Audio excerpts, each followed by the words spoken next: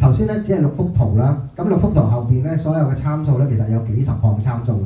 咁如果咧你整個圖咧，可能去到有幾十幅圖啊、幾百幅圖咧，佢係會根據你嘅策略嘅深度咧，有多考量之後先進行交易。而且往往咧交易咧，美股咧喺半夜三更咧，喺你瞓緊覺嘅時候咧，都可以賺緊你睡眠之後嘅收入。嗱，睡眠之後嘅收入我稱之為被動收入啦。喺呢個年代咧，大家都面對住一個競爭對手就係 AI。嗱，老闆會請個 AI 翻嚟，就唔請人。點解？因為 AI 平啊嘛。咁如果 AI 可以取代你嘅工作嘅話，我點解唔用 AI 幫我賺到錢呢？咁所以用 AI 幫你賺出稅後收入，係推動大家一齊要用量化交易嘅主要原因。咁另外啦，亦都過程入邊可以學習點樣利用 AI 或者量化交易幫你去賺錢啦。呢個係個人提升啦。咁亦都係個長期投資嘅優勢，因為咧人有投資疲勞嘅。如果 AI 投資咧係佢哋冇任何精神疲勞。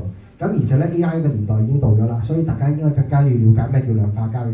量化交易即係用大數據模型進行分析，繼而咧進行操作。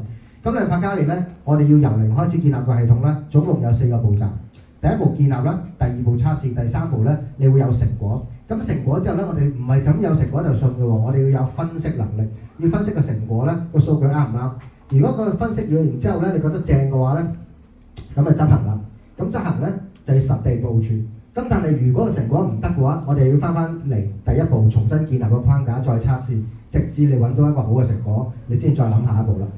好啦，咁富途牛牛咧，我哋點樣用佢嘅系統去做咧？第一步係安裝富途牛牛嘅桌面版，佢係一個專業嘅平台同系統啦，幫大家建立呢個量化交易嘅。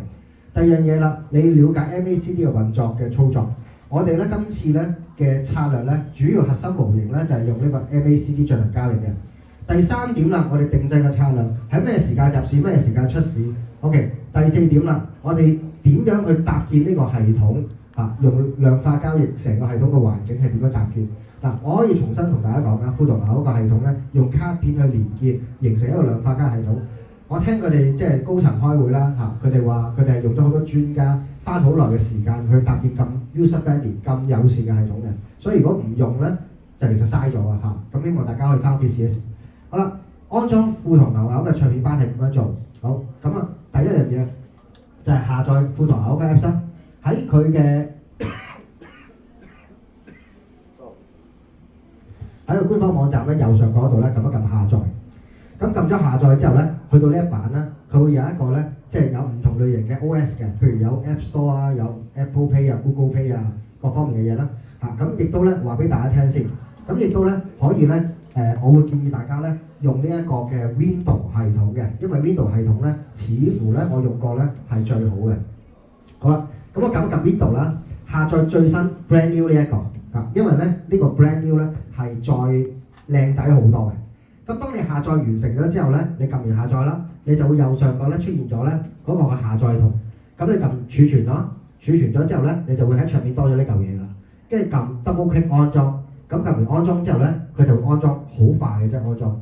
咁安裝咧，一旦完成咗之後咧，你就會桌面咧多咗咧頭先嗰個嘅 icon 㗎，多咗呢個 icon。咁你撳呢個 icon 咧，就可以登入去呢個系統㗎。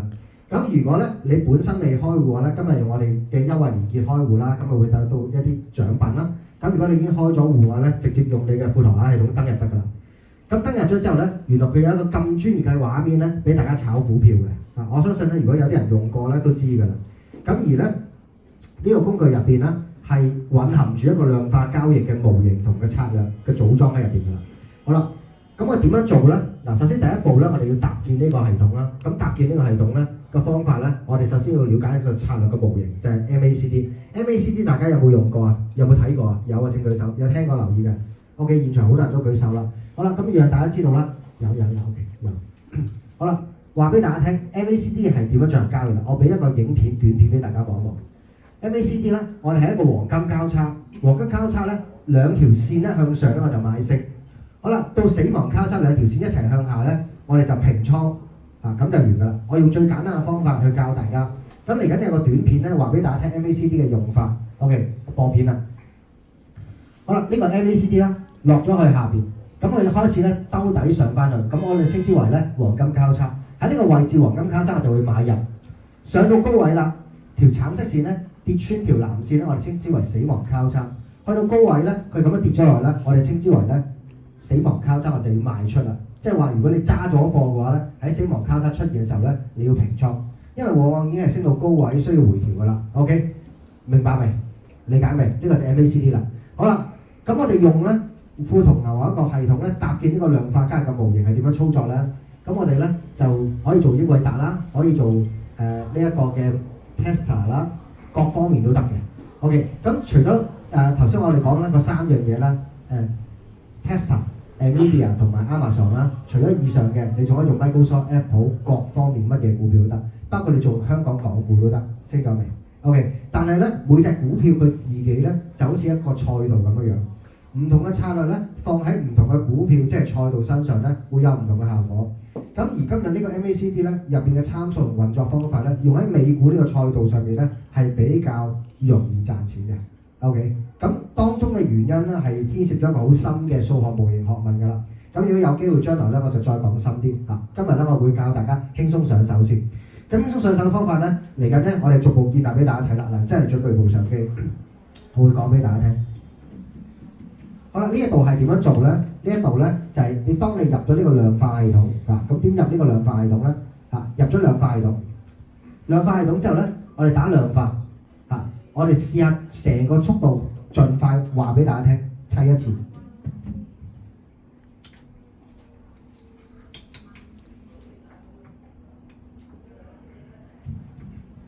嗱，呢個量化速度咧，呢個砌嘅系統啦，我大概用10分鐘咧，我就完成得到㗎啦。不過我而家用一種快播形式咧，播一次成個操作，等你了解哦，原來我咁樣就做完咗㗎啦。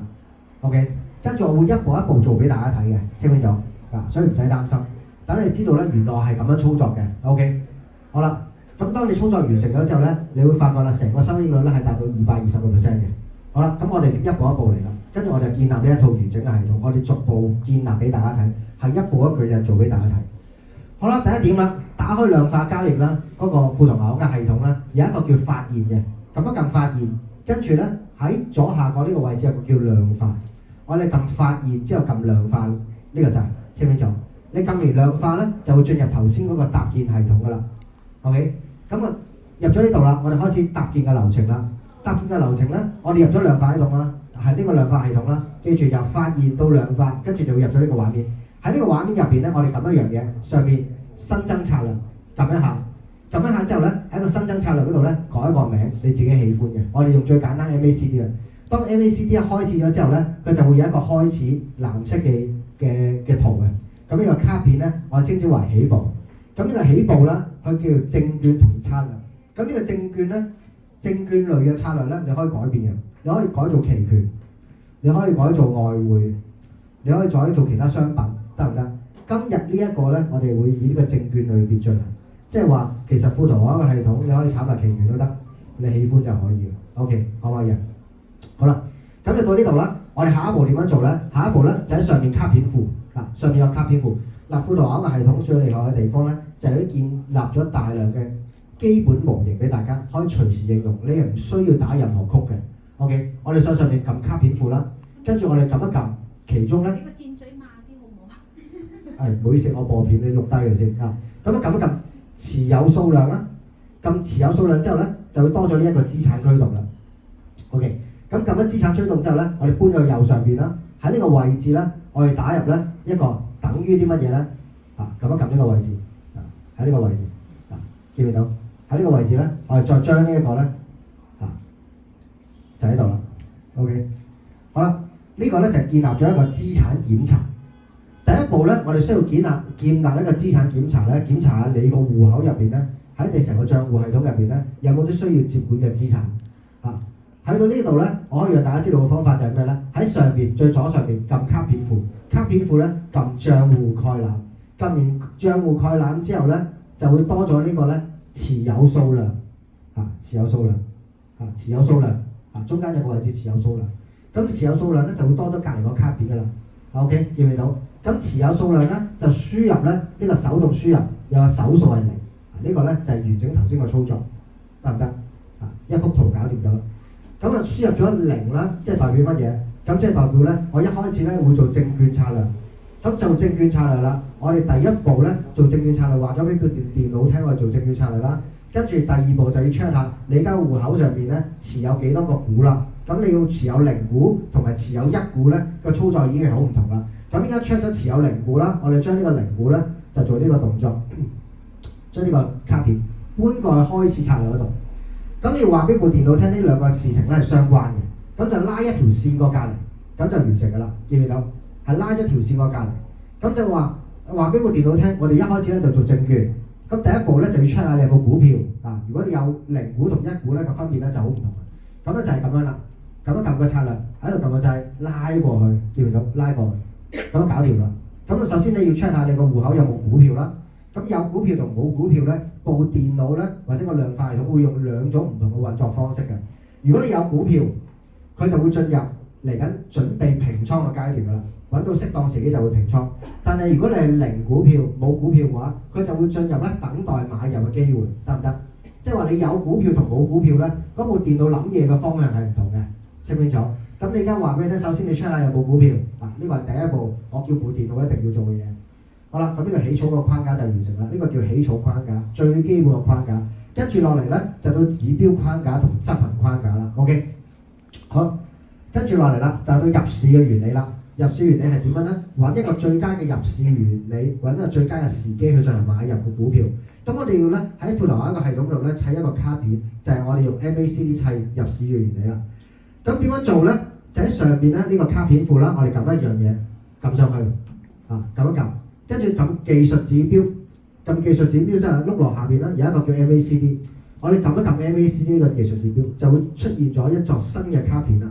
咁呢個卡片咧拉上去啦，嗱呢度有一個好重要嘅關鍵設定啊！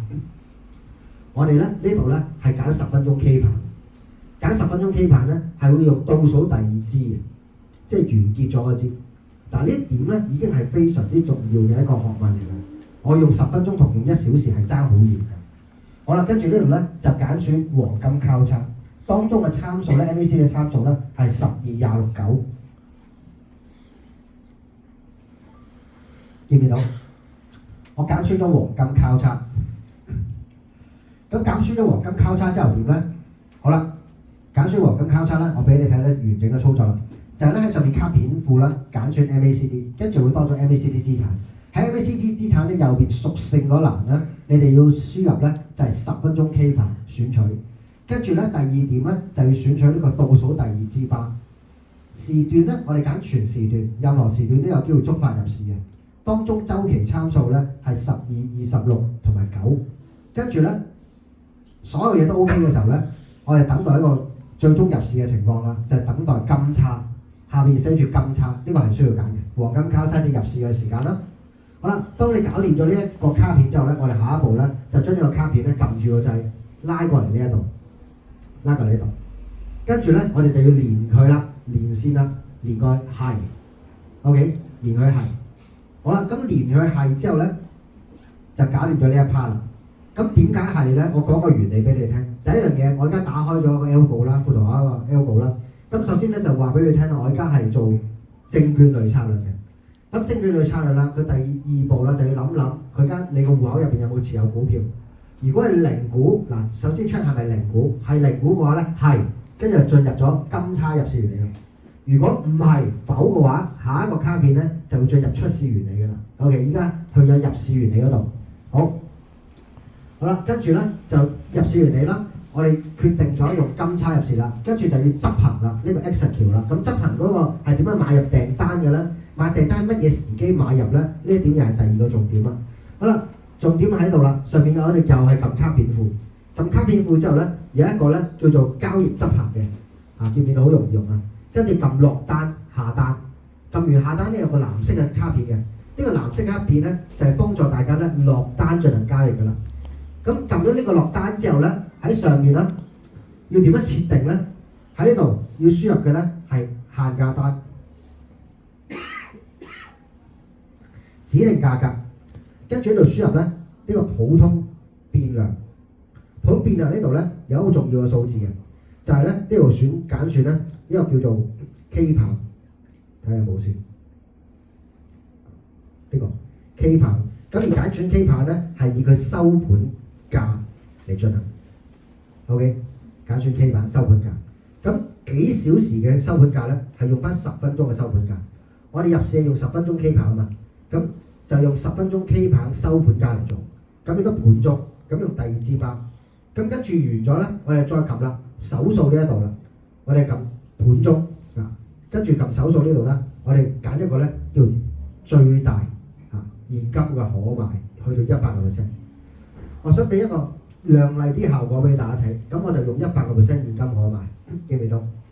咁如果你想話阿 Sir， 我想安全啲、風險管理啲，我唔想用晒100%，我想用10%得唔得？可以根據你自己決定，你想用幾多本金入市係冇問題嘅。咁你現金可以買嘅幾多？跟住咧就形成呢個新嘅最後執行卡片啦。咁呢個執行卡片咧我哋成個佈局係點咧？首先撳一撳卡片庫啦，撳執行交易啦，撳落單啦，跟住有一個叫藍色嘅卡片執行啦。喺入邊設定咧就要記住話，設定係資產1嘅 K 棒10分鐘收盤價格，普通變量收盤價，跟住10分鐘 K 棒第二支盤中。咁成個設定喺晒度啦。如果有影低或者錄低，咁你翻屋企咧記得係跟住呢個設定做，因為當中咧每一個步驟你稍為有少少錯誤啦，可能咧就會導致咧你嗰個效果同你想象中唔同啦。OK， 好啦，跟住再落嚟下一張啦。下一張咧我哋咧就將佢連埋一齊，個方法就好簡單啫，搬過去好似砌積木咁樣樣。OK， 跟住下一步點啊？跟住就係拉條線過，咁就搞掂啦。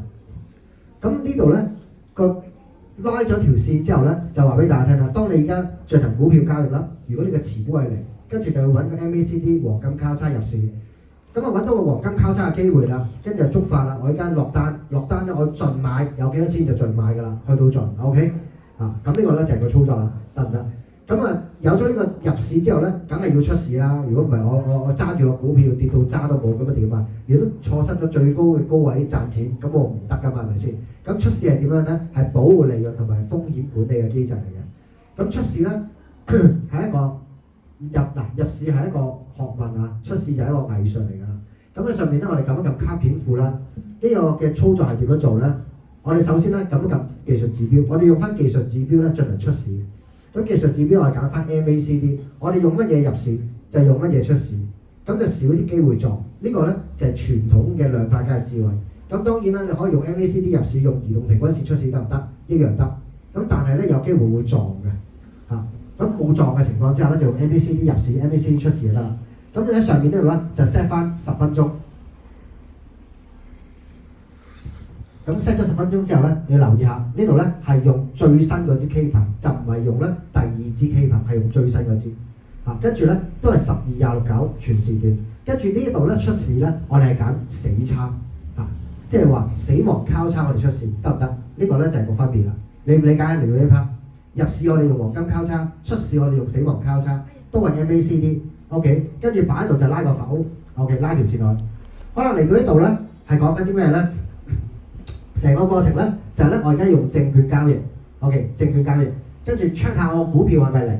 係零股嘅話咧，係就上上面啦。等緊黃金交叉，等完黃金交叉就入市100%。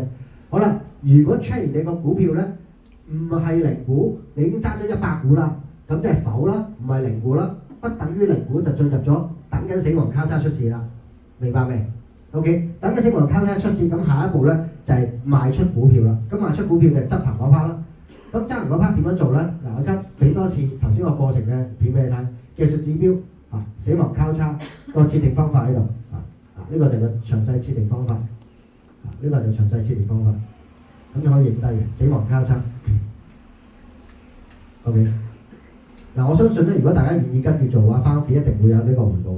呢個回報咧係會測上面嘅回報，令到大家咧可以有信心咧將來繼續行 algo trade 或者量化交易呢個道路。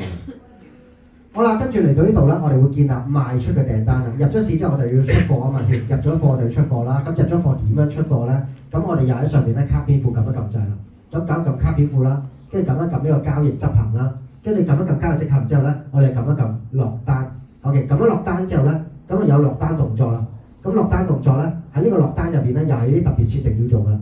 咁落單動作咧呢一點咧，我放大俾大家睇，係由買入變成賣出，見唔見到？賣，跟住咧就揀指定價格，指定價格揀咩？揀價格咧就揀呢個 K 棒最高價。嗱，你入市咧就係梗係揾最低價買入啦，係咪先？出市嘅話，梗係揾最高價賣出啦。咁最高價賣出同最低價賣出個匯差嘅結果已經爭好遠㗎啦。咁我哋揀最近4小時嘅最高價賣出。咁第二支棒，咁啊全日有效，當日有效，全時段。OK， 咁啊半鐘啦，咁啊完成咗成個操作㗎啦。咁啊手數呢度咧，我哋設定啦持倉可賣。總之我揸住所有貨100% 就賣出㗎。咁啊唔拖泥帶水啦。咁有啲情況你可以自己中意買一半都得嘅。咁但係我會建議啦，既然我用一種即係叫做零開始嘅操作啦，會用最簡單方法就係我要買晒，跟住到鐘啦我就賣晒，咁搞掂啦。跟住就擺落啦，拉條流程就係、好啦，完整嘅操作流程都齊晒㗎啦。第一步就證券類策略，第二步 check 下有冇股票，零股嘅話即係乜貨都冇啦，上面咧就等緊黃金交叉，等黃金交叉就入市啦，落訂單啦，100% 買，咁黃金交叉搞掂啦。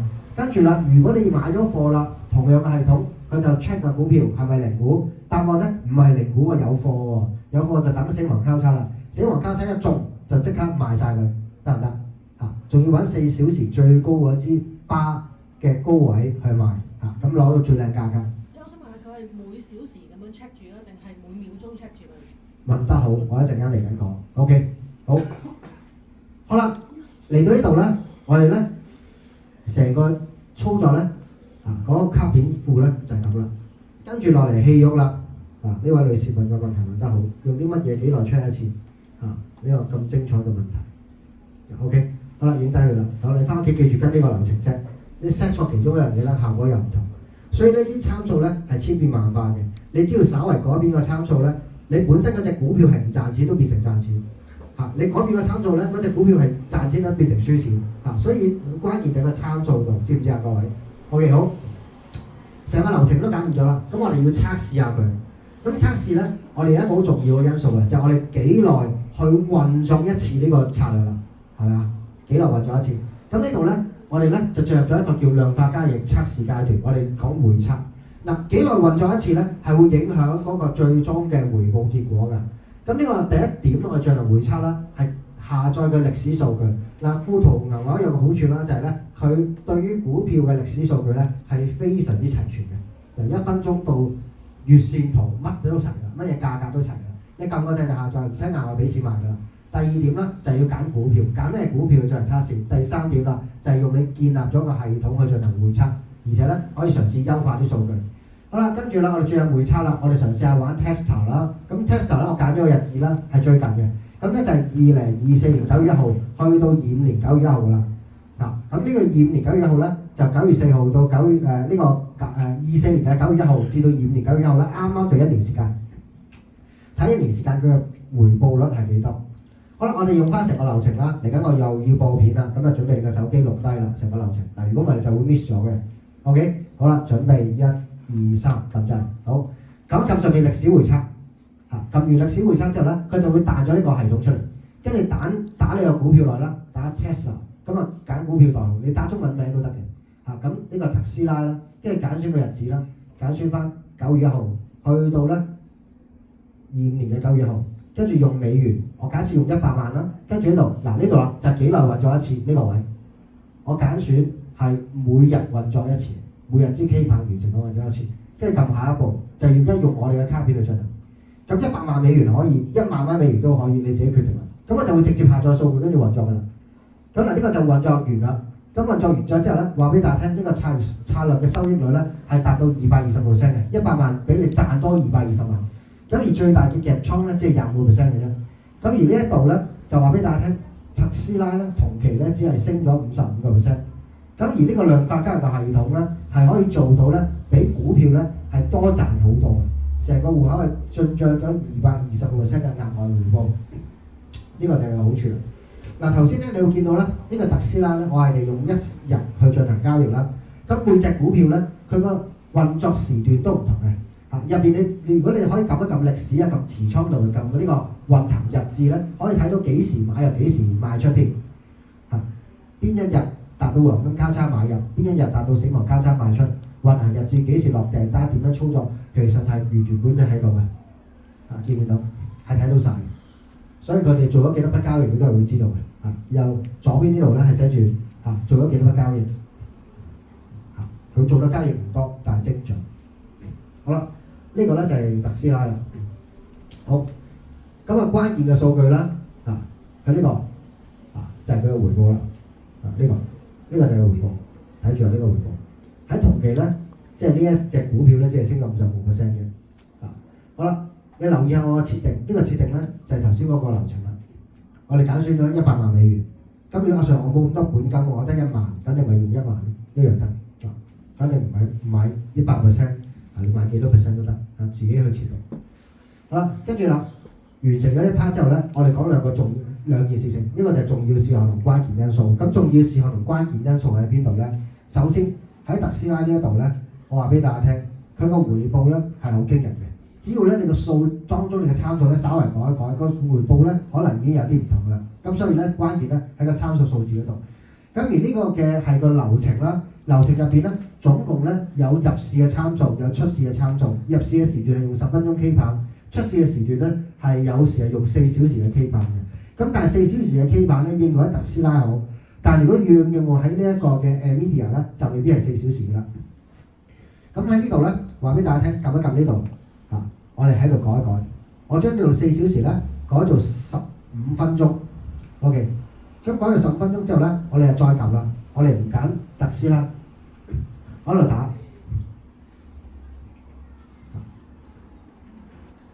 英偉達 Nvidia，click 佢，跟住撳下一步運行。你留意下呢度，我唔會再揀咧日線㗎啦，我哋揀15分鐘，跟住就運行參數撳確定。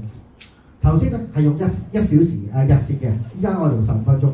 咁佢一定會下載英偉達嘅股票報價，下載完成咧，佢就會開始運作㗎啦。佢會不斷咁跑，由舊年24年9月1號跑到25年9月1號。呢個咧就係個運作同流程啦。好啦，嗱我話俾大家聽啦，下邊綠色嗰條線咧，下邊綠色嗰條線，呢條綠色線就係咧。量化交易跑出嚟嘅成績有93%，93.68%，賺咗936000蚊美金。呢個回報算唔錯啊！好啦，跟住落嚟咧，俾你睇個關鍵數字啦。佢賺咗93.6%，但係咧英偉達同期咧只係升咗50% 啫，即係話量化交易比美股做得更加好啦。咁亦都可以咧見到咧下邊咧綠色線咧係高過條紫色線嘅，綠色線咧就係量化交易跑出嚟嘅成績，紫色線咧就係美股原有價格嘅升幅。你見到行咗一段日子咧，保持一個距離嘅，行嘅日子可能唔夠長，如果有2-3年咧個回報可能會再勁啲。咁呢個就係英偉達俾大家睇到嘅成績啦。見唔見到63啊？跟住賺咗93.68啦。跟住636764蚊，年化收益率達到100%嘅，最大回撤係34.9。好啦，跟住就落嚟啦，我哋再試下啦，我哋撳一撳上面回測，試埋最後一隻，呢一個咧就係 AWS Amazon 啦，我哋撳一撳佢，喺度揀選 Amazon， 揀選 Amazon 啦，揀選呢個日子啦，幾耐運作一次，你留意下。喺度揀選個運作時間咧係15分鐘。好啦，揀選完成啦，跟住就會運作啦。咁運作咧就會跑咗個數據出嚟。可能你見到啦，綠色線依然係高過條紫色線嘅，喺度行啦，行咗足足1年啦。你會見到咧呢一度咧，由於咧我今次咧係揀15分鐘啦，佢回報咧係有43.5幾個 percent 嘅。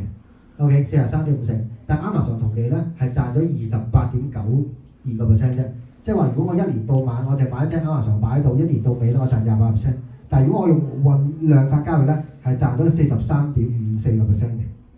OK， 好啦，喺呢度咧就話俾大家聽啦，量化交易咧係俾大家咧就咁買隻股票係要高好多，而成個過程入邊咧我由零到建立完成到回測試出嚟咧。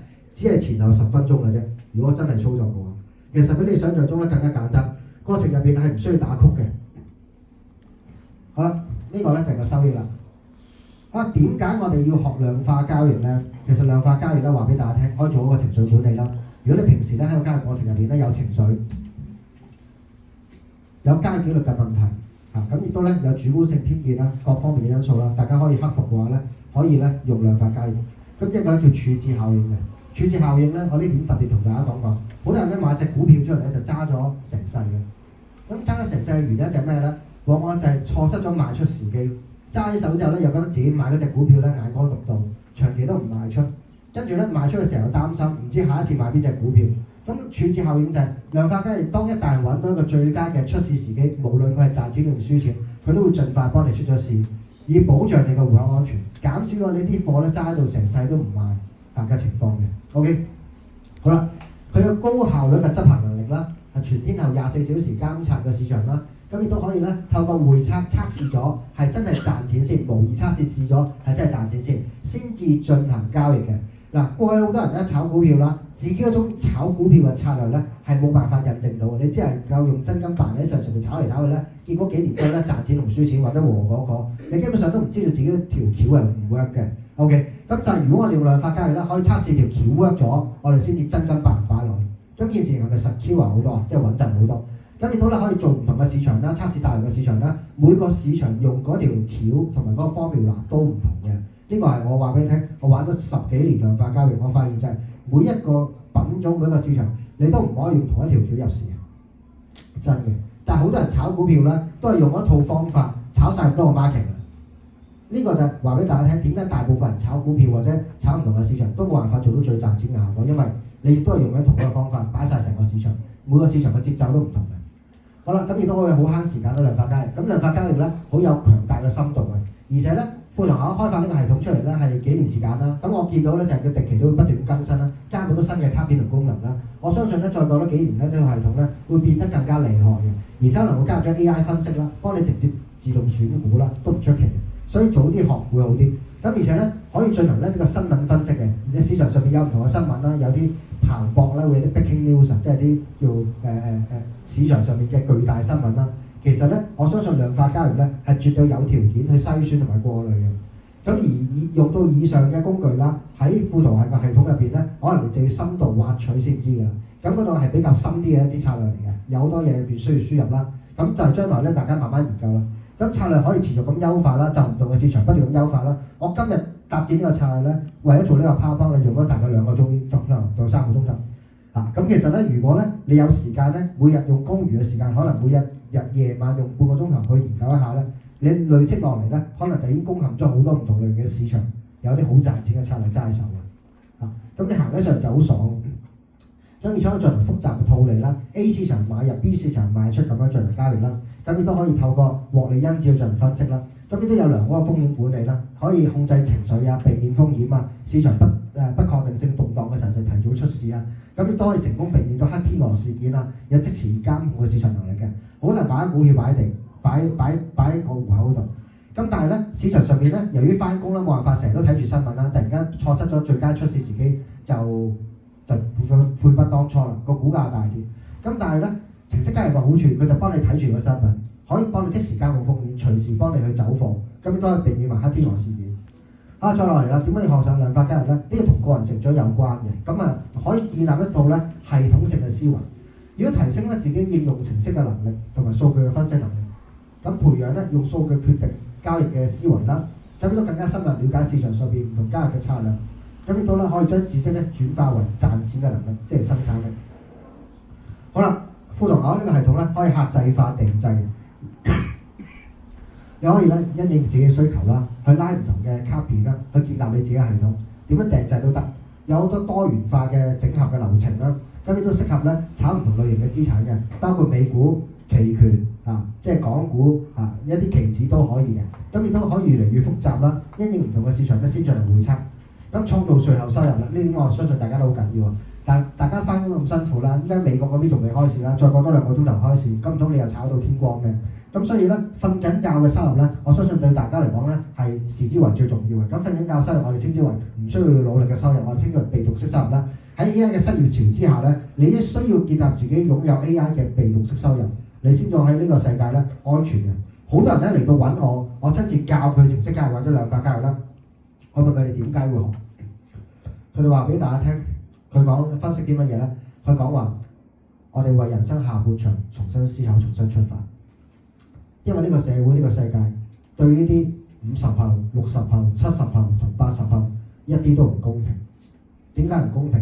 因為佢讀大學個年代冇 AI 讀，今時今日全世界都 AI。如果當年讀大學有 AI 嘅話，我提早部署嘅話，今日未必揀呢份工作。依家我面對嘅 AI 搶飯碗，我如果唔學量化交易唔用 AI 嘅話，我人生下半場點樣養妻活兒？我點樣搞掂我自己？呢個就係佢哋諗緊嘅嘢，好多專業人士跟我學，會計師、律師乜嘢人都有。呢個就係大家可以從呢個思考地方。亦都長期投資有優勢啦。AI 係好有紀律嘅，量化交易係非常之有紀律嘅，而且個成效可以追溯嘅。如果你回報係差嘅，你只要改變個 AI 當中運作就得啦。但係如果一個人投資係差嘅，你要改變一個人嘅習性咧就好難。所以我相信咧，用量化交易咧係容易追溯到成個源頭同埋點樣改善個交易客品質嘅。好啦，點樣下一步啦？嗱，我相信嚟到呢度啦，大家都好認真啦。咁我哋仲有就係10分鐘時間啦，我哋講講下一步。如果你人生對於 AI 或者對於量化交易係有興趣嘅話，我哋點樣進入下一步？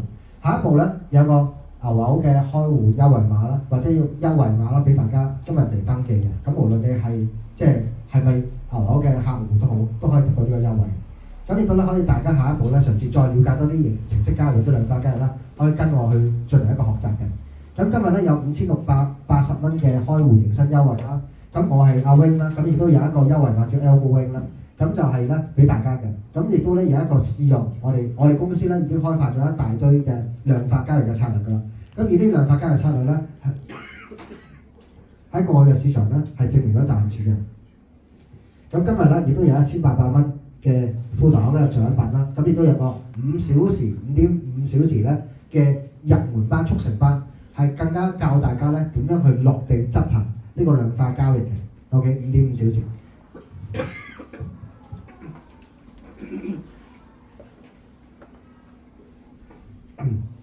好啦，咁呢5.5小時咧係由我親自任教嘅嚇，因為咧我成日都喺度教，咁啊講好多，所以今日頭有啲唔舒服，咁啊唔好意思啊各位。